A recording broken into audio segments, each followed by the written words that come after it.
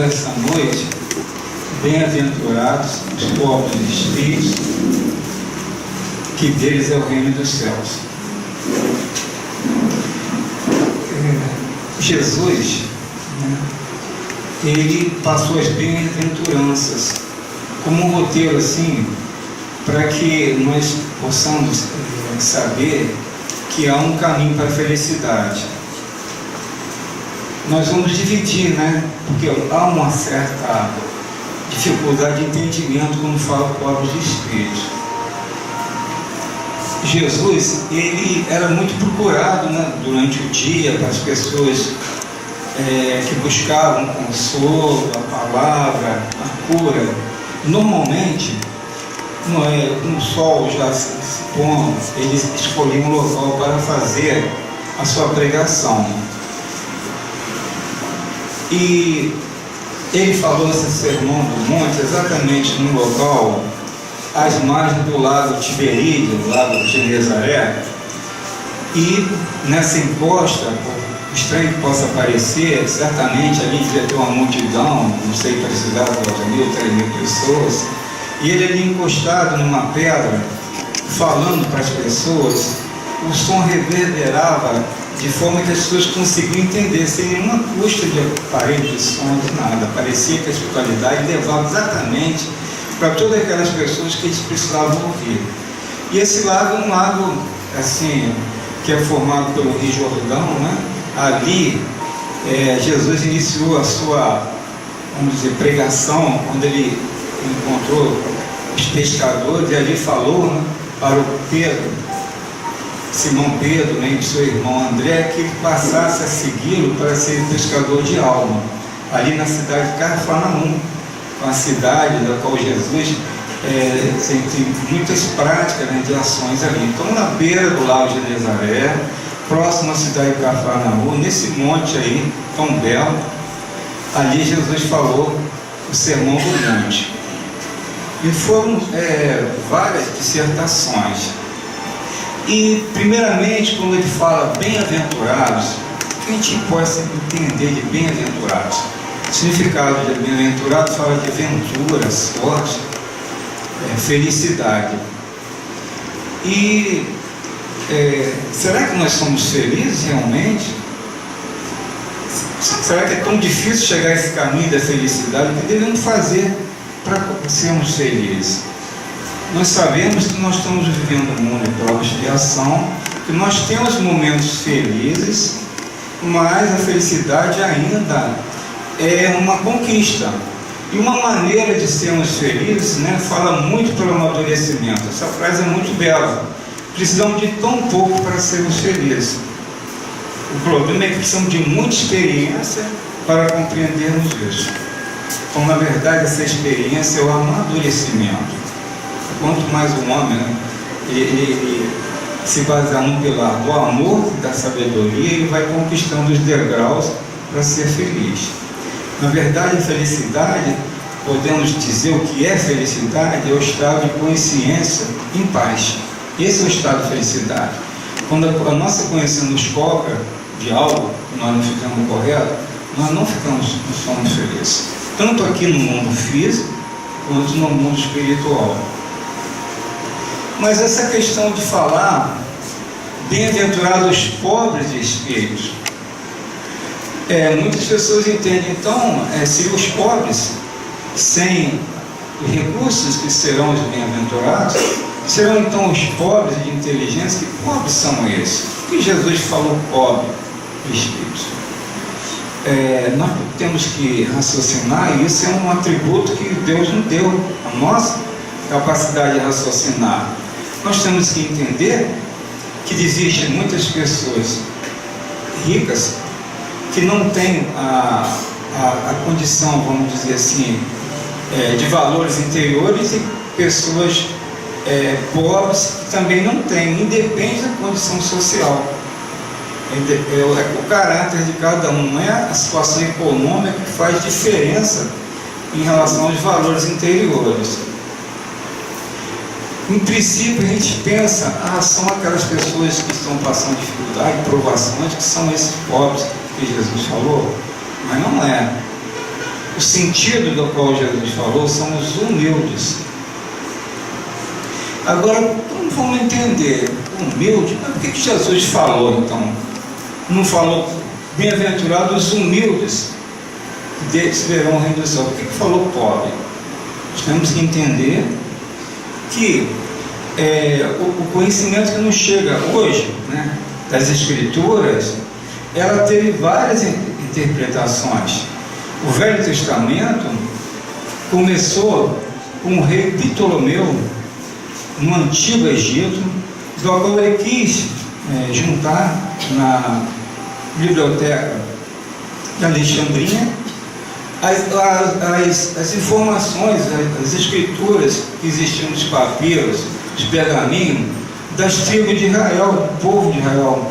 Então, aqueles 70 sábios, fala Septuaginta, pode ser 70 sábios, 70 pessoas designadas pelo rei Ptolomeu, que trouxeram daqueles dialetos do hebraico e passaram para o grego antigo, o grego koiné, que é um grego antigo que se ficou, e o Novo Testamento,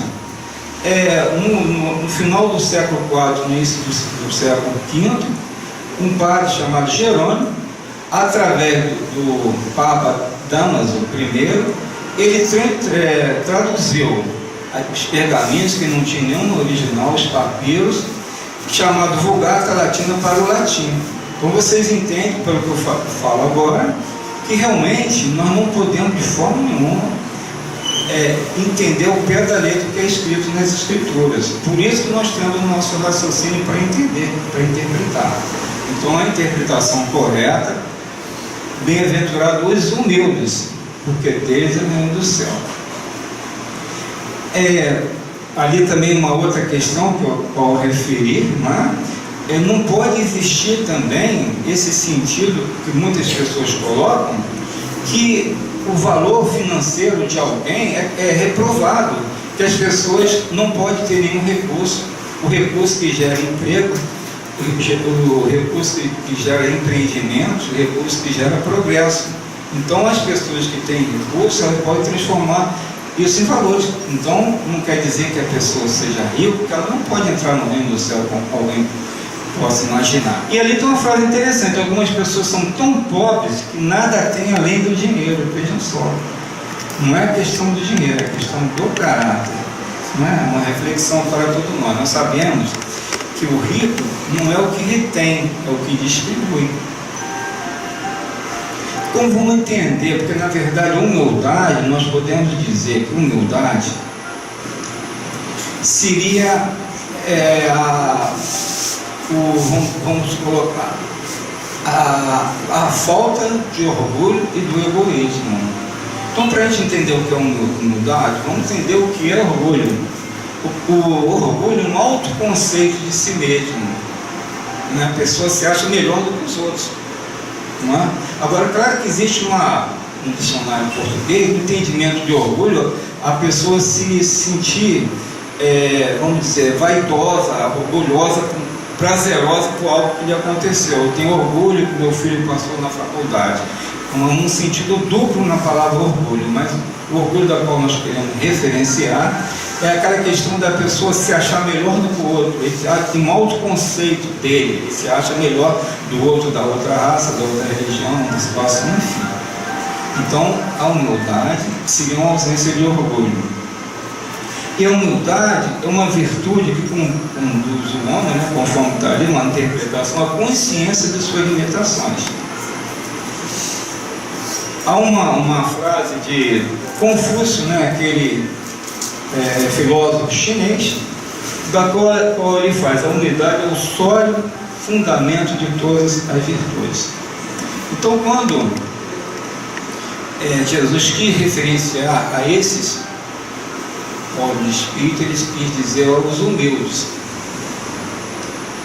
E a humildade, nós podemos dizer, né, pela interpretação do qual Confúcio falou, é como fosse exatamente isso. É como fosse assim a reunião em nós de sentimentos elevados. Nós podemos dar um exemplo da humildade, também vinculando ela à gratidão, né? Por exemplo, Se nós não formos humildes em agradecimento a Deus da nossa vida, de tantas coisas que recebemos, como nós poderemos alcançar essa elevação, essa evolução? Existem 3 níveis de gratidão. 3 níveis. O primeiro nível de gratidão é agradecermos o bem que recebemos. Todos fazem isso, acredito. O segundo nível de gratidão é agradecermos o mal que não nos aconteceu. Poucos fazem. O terceiro nível de gratidão mais elevado, raríssimas pessoas fazem, agradecer até o mal que nos acontece. Tudo existe uma razão de ser. Deus não castiga. Se existe algum mal, foi nós que criamos, trouxemos para nós e temos demolido agora. Então nada acontece por acaso. Nós não podemos confundir humildade com subserviência. A pessoa se humilhar é diferente. Existe até um caso nessa comparação de um determinado benemérito de uma instituição que fazia auxílios às pessoas. Ele foi procurado por uma mulher e ela precisava fazer uma operação porque ela não tinha recurso para isso. Então ele começou a fazer questionamento porque a mulher era bonita. As pessoas bonitas não passam também dificuldade. Fez outro questionamento que ela não implorou. Será que a pessoa tem que se humilhar para receber ajuda de alguém? Fez outro questionamento que ela estava bem vestida. Será que a pessoa tem que usar roupas andrajosas para ter auxílio de alguém? Aí ele colocou, não, então você tem que refaz os exames, colocando em questão a mulher, a honestidade dela. A mulher recorrendo ao serviço público, mais tempo levou para fazer aqueles exames. Retornou e ela não implorou, ela não se rebaixou, ela não valorizou, eu queria ajudar. Aí pediu que ela fizesse um novo laudo, trouxesse um novo laudo. E de repente não teve mais notícia da mulher. Um dia ele soube que a mulher desencarnou. O apoio que ele ia lhe dar faltou, porque ele queria que ela ficasse subserviente. Critérios na hora de ajudar. Nós podemos dar um exemplo de pessoas humildes. Existem muitos, certamente aqui tem pessoas humildes. Da Madre Teresa de Calcutá. Ela preferiu trabalhar na junta região pobre da Índia, as pessoas que faltavam tudo. Em uma certa ocasião, ela tratando uma ferida de uma pessoa lá no ambulatório, uma pessoa lá visitando, que ela já tinha um certo conceito, né? A pessoa falou assim para ela, eu nem por $1 milhão foi o que você faz cuidando dessas feridas.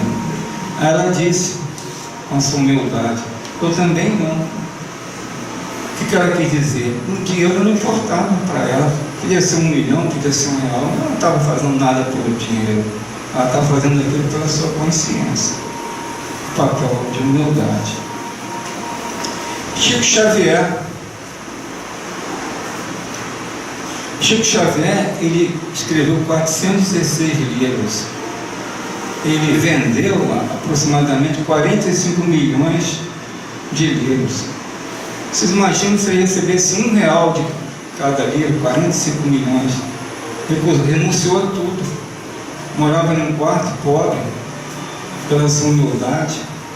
Transformou todos os ganhos dos direitos autorais a favor da caridade. Ofereceu a sua vida em sacrifício da sua saúde, madrugadas e madrugadas a fio, para trazer os ensinamentos para nós, no seu papel de humilde. Em uma ocasião, Chico Xavier, na cercania de Pedro Leopoldo, ele, num trabalho de caridade social que ele fazia, ele foi com um grupo de amigos fazer visita às pessoas doentes na periferia da cidade. E naquela região, que certamente na penumbra, muitos locais sem a luz pública, ele com seu lampião e as pessoas o seguindo. De repente as pessoas pararam por uma razão e ele foi caminhando à frente com seu lampião. E ele percebeu, quando ele estava levando a luz, que a luz só estava servindo para ele. As pessoas desencontraram dele, afastaram dele. Ele entendeu que não adiantava ele levar uma luz que iluminasse só ele. Ele tinha que retornar, fazer com que aquela luz fosse compartilhada com os amigos, na sua humildade. Ele não era estrela, ele queria estar, o valor dele, ele se achava tão grandioso quanto os demais amigos, apesar que ninguém era conhecido, mas ele não queria ser melhor do que ninguém na sua humildade. Queria trazer a sua luz, que ela fosse espargida a todos. Francisco de Assis também nos dá um grande exemplo. Francisco de Assis, quando começou a sua missão, o pai, ele reprovou fortemente. E chegou um ponto, quando Francisco de Assis saiu às ruas para pedir apoio às obras sociais, abandonou o seu lar, o pai mandou raptá-lo, trouxe um saco amordaçado, jogou ele num cimento, no chão, deixou ali 3 dias amordaçado no chão frio.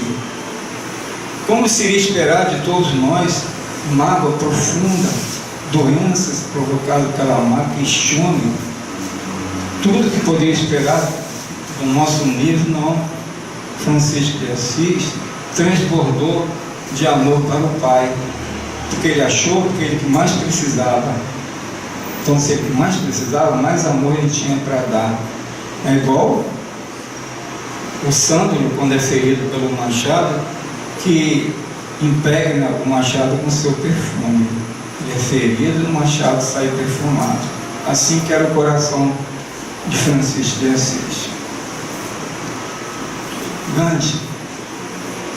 Gandhi fez uma referência sobre o Sermão da Montanha, que se não existisse nada mais em relação ao que Jesus tinha dito, bastaria o Sermão da Montanha. E Gandhi, com seu amor, ele transformou a Índia. Ele fez com que a Índia tivesse a sua liberdade, mas pela paz. Quando perguntaram a ele se ele era contra a violência, ele falou que não, ele não era contra nada, ele era a favor da paz, não tinha contra nada, não tinha nada contra ninguém, contra a violência, contra nada. Ele só tinha a favor da paz. Em uma ocasião, ele subindo num trem, escapuliu uma das suas sandálias. O trem já em partida, ele não tinha como voltar para pegar a sandália, porque podia até acidentar. Ele tira, por estranheza dos que acompanhavam, o outro par de sandália e arremeteu para ficar próximo àquela. As pessoas perguntaram: Gandhi, como você fez isso? Agora você ficar totalmente descalço. Ele falou: mas o que adianta se alguém achasse um par de sandália? Eu prefiro perder minha sandália do que alguém achar uma sandália e não ter como calçar. O seu gesto de humildade. E muitos mais ele fez nesse sentido. Aqui tem até um amigo meu de infância que mora na rua referente a esse homem. Não sei se vocês conhecem pela figura. Alguém conhece? Júlio Olivier, exatamente. Júlio Olivier, um médico macaense, antigo, e ele morava ali próximo ao mercado de peixe. Eu vi essa placa com esse dizer que ele colocava em frente à casa dele, nunca mais esqueci. Ela dizia nessas palavras: atende os pacientes a qualquer hora do dia e da noite. Se for locais distantes, por favor, trazer o cavalo. Vocês imaginam uma pessoa que diria assim para qualquer pessoa, e ele atendia muitas vezes gratuitamente, não fazia questão. A pessoa pode chegar 2, 3 horas, 4 horas, se for um parto lá no Sana, na Serra, pode vir, mas traz um cavalo, como é que eu vou?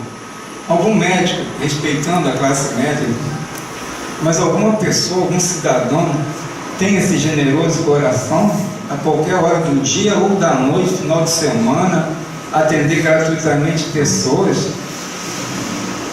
Realmente, que humildade, que vida dedicada a servir, que amor transborda, né?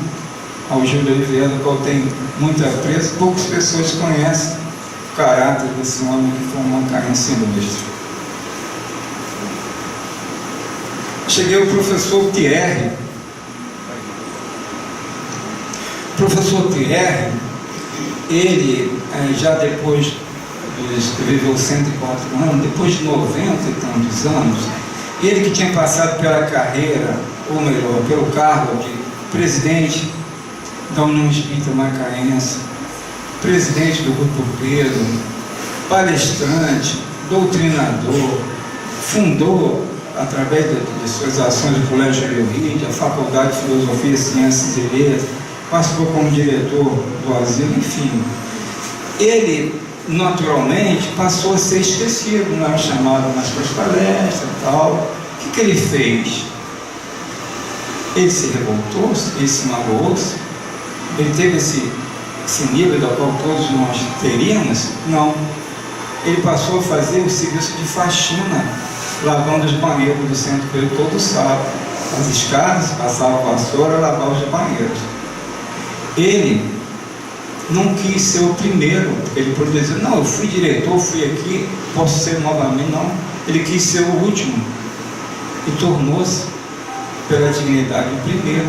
Que assim Jesus recomendou que os humildes, na hora que Salomé chegou próximo a ele e falou que ele queria, ela falou que queria que ficasse ao lado de Jesus e os seus filhos, e um ao lado direito, do outro lado esquerdo de Jesus, houve um ciúme dos apóstolos. Como essas crianças, como essa mulher quer que ficam ao lado de Jesus, ao lado direito, ao lado esquerdo? Aí Jesus falou, aquele que quer ser o primeiro será o último, aquele que será o último será o primeiro, no sentido da humildade. Chegamos, dividimos em 3 tópicos: bem-aventurados, que seriam a felicidade. Eu falei a felicidade na consciência em paz, porque não existe felicidade se a pessoa não está com a consciência em paz. Nesse mundo carnal ou no mundo espiritual. Por isso que Jesus, quando Pilatos perguntou a ele, reis, onde é seu reino, Jesus? Meu reino não é deste mundo, é reino espiritual. Então, essas bem-aventuranças, esse estado de felicidade, da qual nós precisamos buscar no dia a dia, nós sabemos que não há um caminho para a felicidade. A felicidade é o caminho. O que quer dizer essa frase? Felicidade é a luta, é o objetivo, é a busca. A gente não vai bater a nossa porta. Nós temos que buscá-la no dia a dia com a nossa paz de consciência. Essa é a felicidade. Então Jesus quis colocar para nós, por mais que soframos, por mais que vivemos num mundo de provas e expiação, de problemas de toda a natureza, doenças, dores, situações de desemprego, situações de desafeto, situações de conflitos, situações políticas, situações climáticas, mas ele falou, dizendo que teremos as bem-aventuranças. Como chegaremos a ela? Aquela frase que completa ali, pelo estágio de amadurecimento. Pois uma pessoa pode trabalhar num hospital com câncer infantil, conforme mostrou aquela foto aqui de uma criança, e ela ser feliz com o seu estado de dever cumprido. Então, essas bem-aventuranças, nós devemos almejá-la, buscando, lutarmos contra as nossas imperfeições, domando as nossas imperfeições, da qual Kardec falou, buscando a paz, o amor e a sabedoria. Os pobres do espírito, esclareci, isso não é um fato que na doutrina espírita desconhecido, nós sabemos que são os humildes, E a humildade é esse estado de ausência de orgulho e do egoísmo. Nós sabemos que a humildade ela nos faz não ter, né, esse estado de revolta. Podem ter certeza, as doenças elas se agravam em nós, elas se desenvolvem em nós pelo nosso estado de revolta. Eu não mereço, coitadinha de mim, isso não podia ter acontecido comigo. À medida que a gente tem a gratidão, a gente se liberta dela, porque não existe doenças por si próprio, existe doentes. A doença por si ela não existe, precisa ter o doente para ter a doença. A questão dessa humildade da qual nós devemos buscar e chegamos ao reino dos céus. O que será esse reino dos céus? Pode ser aqui na terra, pode ser no mundo espiritual ideal, que já conquistamos eles aqui, que já possamos conquistar esse estado de reino do céu aqui na terra. Nós também podemos ter essa luz, não é? Nesse horizonte da qual nós defrontamos problemas, essa luz brilhando, essa luz nos envolvendo, entendendo que um dia não considerarmos o choque biológico da separação do espírito da carne como algo catastrófico, como a maioria de nós teme a morte, mas simplesmente entender que estaremos libertando para um outro mundo, um mundo que nós não temos ideia dos níveis que existem, mas no nível das pessoas que têm a consciência em paz, não imaginam o que são as colônias espirituais. É como se a gente fizesse uma comparação se nós temos assim um amor para a nossa família, que lá todos são a nossa família, conforme Jesus falou. Quem são meus pais, quem são meus irmãos? Porque para ele eram todos eram a sua família. A visão dele e a visão que nós devemos buscar, não fazendo diferenciação entre os nossos entes sanguíneos e outros, devendo ter o mesmo conceito. O reino do céu é o reino de paz. Muitos de nós têm dificuldade de assimilar, né? Como imaginar reino do céu? Como imaginar uma colônia espiritual da qual eu não vejo? Será que existe mesmo? Será que é uma fábula? Mas quantas coisas nós não vemos? Quantas ondas de som que nós não vemos que estão cruzando aqui esse ambiente? Quantas ondas de televisão, internet cruzam isso aqui? Quantas coisas nós não vemos? Nós temos que entender que nós vivemos num plano material com as limitações. Até um animal, um cachorro, escuta a infração da qual nós não escutamos. Quantas coisas nós não vemos? Então não quer dizer que a gente não vê, não quer dizer que ele não existe. Então assim a gente diria, então não existe o átomo, não existe as doenças microbianas, a gente não vê o micróbio, então não existe.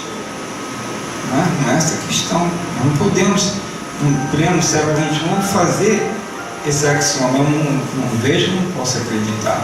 Então as colônias espirituais, elas existem, e só num nível diferenciado. Nós vivemos aqui num mundo de energia condensada. No mundo espiritual, é uma energia desagregada. Então existe a mesma água daqui, existe a mesma água lá. O mesmo oceano que tem aqui existe lá. Mas só que um oceano é uma água, um H2O, de uma forma molecular diferenciada da qual nós temos conhecimento. É como a gente comparar, olhar, o gelo, ele está num estado sólido, mas ele pode ficar num estado rarefeito, que é o gás, e a gente não vê a evaporação de um bloco de gelo subindo para o céu. Então, o mundo espiritual é uma dessas grandes bem-aventuranças da qual Jesus nos passou. E a doutrina espírita, ela vem embasar, com todo esse conhecimento, entendendo que a nossa vida aqui, ela é passageira. Nós não somos um corpo carnal que está vivendo uma experiência espiritual. Nós somos um ser espiritual que está vivendo uma experiência carnal. Nós somos o ser espiritual. O nosso eu é o espírito, não é o corpo. Nós agora vamos passar um pequeno filme que mostra um exemplo de humildade, relatada por uma médica no seu programa Casa Caminho, que vocês vão poder ver porque, como eu falei, a humildade não é subserviência. Esse é um exemplo. Ela, em conflito com o pai, ela não desistiu, sempre com amor, enquanto não conseguiu o seu objetivo.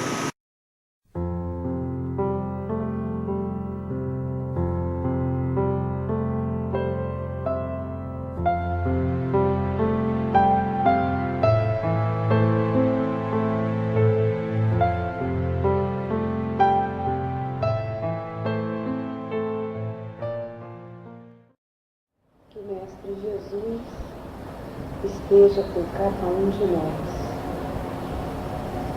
O episódio que eu vou contar hoje é um episódio simples, mas muito marcante na vida de quem viveu.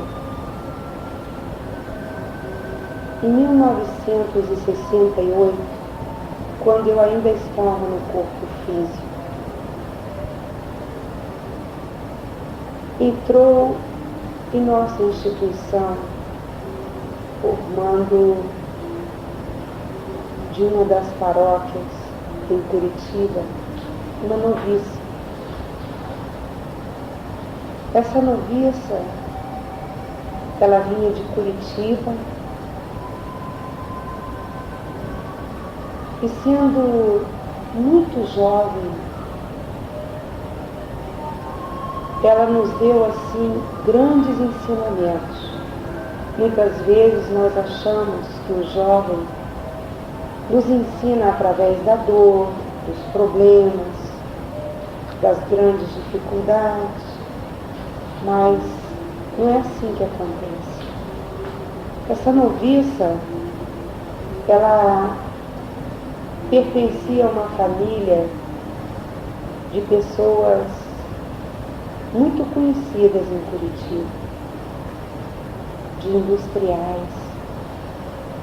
E ela, meiga e simples, fora chamada pelo pai para trabalhar na indústria.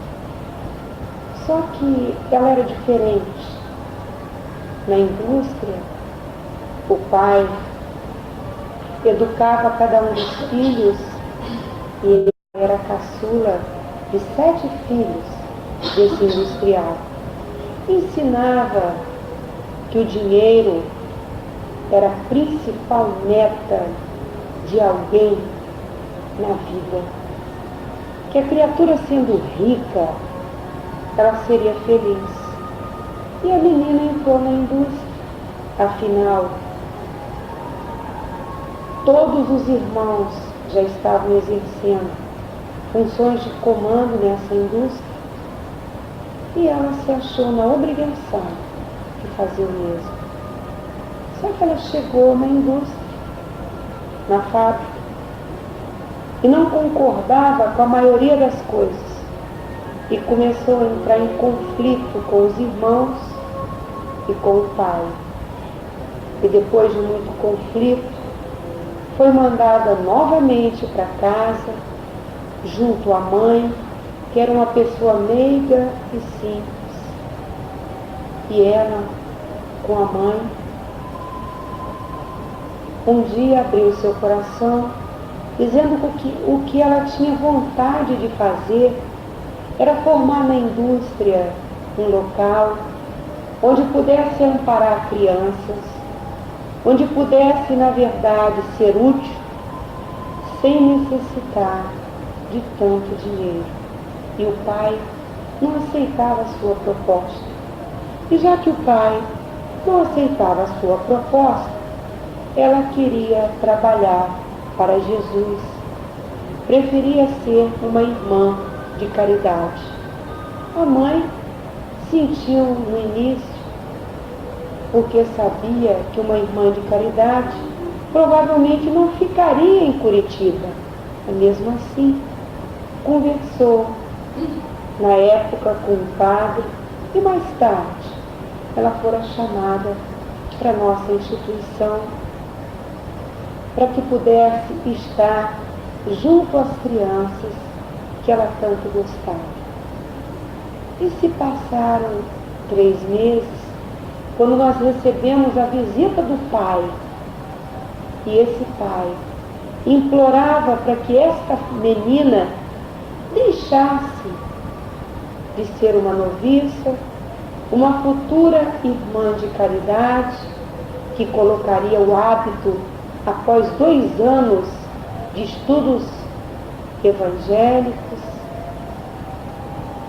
que ela deixasse aquela vida e retornasse à fábrica. E ela, ouvindo o pai, porque achava que deveria mudar esse pai, retorna mais uma vez para a indústria, e o pai, para que a filha ficasse pertinho, constrói no grande pátio da fábrica uma creche. Só que pouco depois ela descobre que o pai, ele descontava na folha de pagamento dos empregados um grande percentual para que os filhos de quem ali trabalhasse usufruísse dos benefícios da creche. Chamou o pai, dialogou, disse que as crianças deveriam, na verdade, fazer com que os pais fossem descontados. Mas o pai não aceitou. E a briga continuou e a creche foi fechada. Mais uma vez, ela retorna para a nossa instituição, conosco aprende muita coisa. E passado 1 ano, o pai novamente retorna e pede a ela que retorne à creche, que desta vez ele não iria de maneira nenhuma fazer desconto em folha dos benefícios que as crianças receberiam nessa creche. Mais tarde, ela descobre que o pai realmente não descontava os benefícios, mas que o pai passara a não aumentar o salário dos empregados cujas crianças estavam na creche. Os outros, à medida que os salários aumentavam, eles recebiam aumento, mas aqueles que tinham crianças na creche não recebiam aumento de salário. Mais uma vez, ela conversou com o pai, e o pai, enraivecido, manda desta vez ela ficar de uma vez por todas na nossa instituição. Mas a partir daquele momento, a creche se funda e o pai adoece. Adoece, mas proíbe a todos os filhos ou a companheira que avise a nossa noviça que ele não estava bem. Poderia até partir para o plano espiritual, mas de maneira nenhuma aceitavam uma filha que lhe prejudicava o desenvolvimento e o progresso da sua progressista indústria.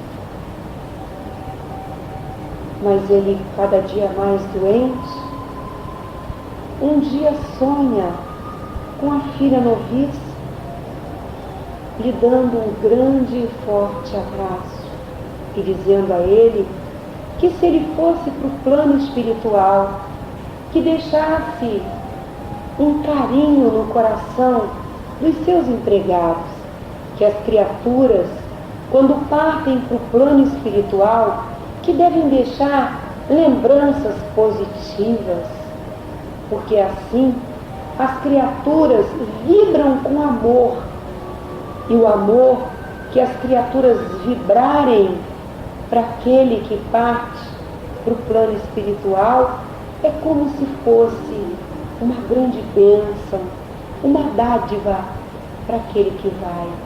E o homem desperta diferente e pede à companheira e também os filhos que novamente reabra a creche no pátio da fábrica e que todas as crianças passariam a ter alimentos, roupas e até mesmo os seus pais teriam, na hora do almoço, uma vez almoçar com seus filhos, já que tinham tão pouco tempo de estarem juntos. Eram os pedidos que tinham ficado em sua mente da sua filha caçula. E assim, após 7 meses, e com a presença da sua filha noviça, este homem desencarna. Mas quando desencarna com o coração leve. 82 crianças eram protegidas na creche. Estudavam, se alimentavam, e os pais felizes passavam a vibrar com tanto carinho para aquele homem que lhe fora tão caro. Essa história é uma história que nos comoveu muito, porque essa noviça, mesmo à distância, ela modificara esse pai em sonho. E nós, muitas vezes, em sonho, podemos ser benfeitores das criaturas que nos cercam, de filhos difíceis, de pais difíceis, de companheiros e companheiras difíceis. Muitas vezes, acordados, não somos ouvidos, mas quando dormimos, quando temos o corpo físico em repouso e o espírito livre, podemos estar aonde queremos. Mas também podemos ser o contrário da nossa noviça, da nossa história, que deixou a nossa instituição e veio guardar esta creche. Até hoje a fábrica existe e esta creche é exemplo para várias fábricas no mundo inteiro, cada vez mais progressista.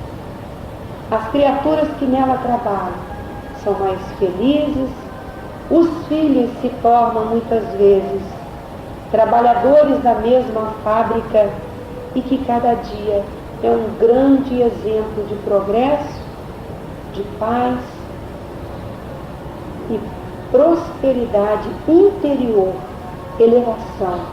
Porque as criaturas, quanto mais felizes forem, mais elas auxiliam e o mundo vai.